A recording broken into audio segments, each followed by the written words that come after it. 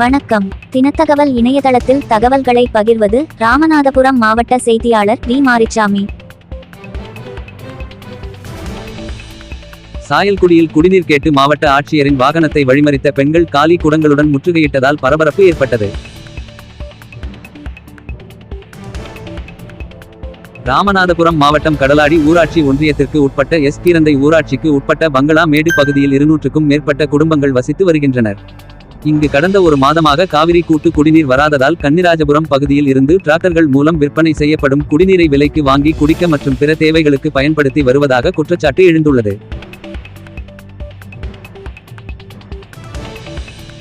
இந்நிலையில் ஒசத்தேவன்கோட்டை கிராமத்திற்கு அவ்வழியாக ஆய்வுக்கு சென்ற மாவட்ட ஆட்சியரின் வாகனத்தை காலி குடங்களுடன் 50க்கும் மேற்பட்ட பெண்கள் வழிமறித்ததுடன் தங்கள் பகுதிக்கு கடந்த ஒரு மாதமாக குடிநீர் வராததால் டிராக்டர் மூலம் விற்பனை செய்யப்படும் குடிநீரை குடம் ஒன்றுக்கு 10 ரூபாய் கொடுத்து விலைக்கு வாங்கி பருகி வருவதாக சரமாரியாக குற்றச்சாட்டுகளை முன்வைத்தனர்.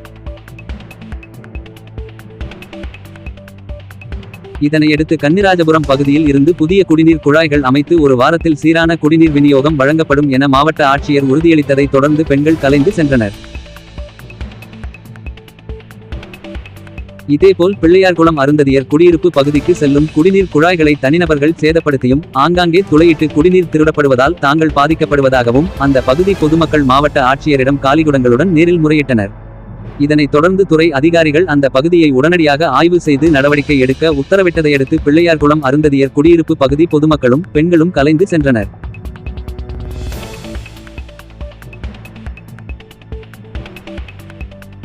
மாவட்ட ஆட்சியரின் வாகனத்தை குடிநீர் கேட்டு பெண்கள் காலி குடங்களுடன் முற்றுகையிட்ட சம்பவம் அப்பகுதியில் பரபரப்பை ஏற்படுத்தியது.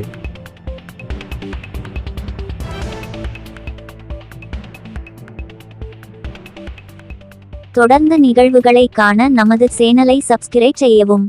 நன்றி.